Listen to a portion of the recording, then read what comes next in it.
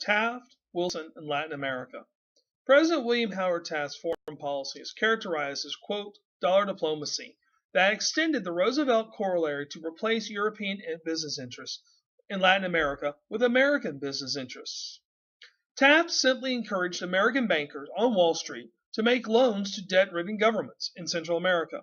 To ensure that those loans got paid, he used the military. For example, Taft deployed armed forces to Nicaragua. President Woodrow Wilson's intention upon entering the White House was not to use the military to back up American investments. Wilson said upon taking office, quote, I will not recognize a government of butchers. But then he intervened militarily in Latin America.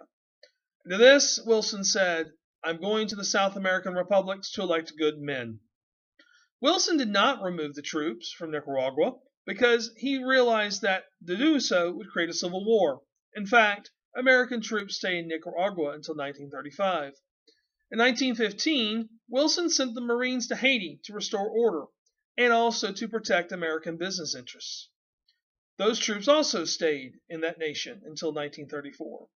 Wilson then sent in the Marines into the Dominican Republic in 1916. They remained there until 1924.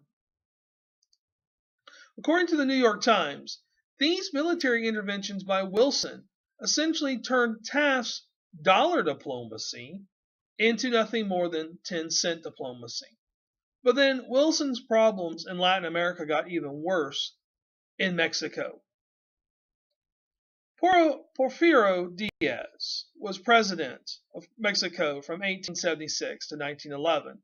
Better put, he was the dictator of Mexico for those years.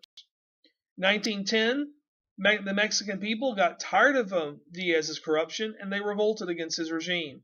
Revolutionary armies occupied Mexico City in 1911 and Diaz fled.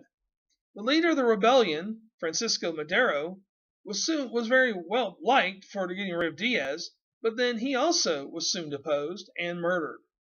He was replaced by the leader of the coup, General Victoriano Huerta.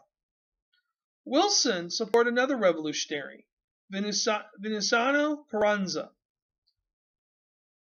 Wilson then lifted an arms embargo on Mexico to aid Carranza. At the same time, Wilson imposed a blockade on the port of Veracruz to keep Huerta from getting weapons from Europe, in accordance with the Roosevelt corollary. Wilson is, at the moment, acting within policy. Then there's the Tampico incident. American sailors were detained while on the supply ship. Wilson's response to this detainment was to send U.S. soldiers ashore and capture Veracruz. This created issues over sovereignty. What is Wilson trying to do here? Sounds like he's trying to invade Mexico. Meanwhile, the Carranzanistas began to squabble amongst themselves over who was in charge, including one lieutenant, Pancho Villa, who claimed to represent the people.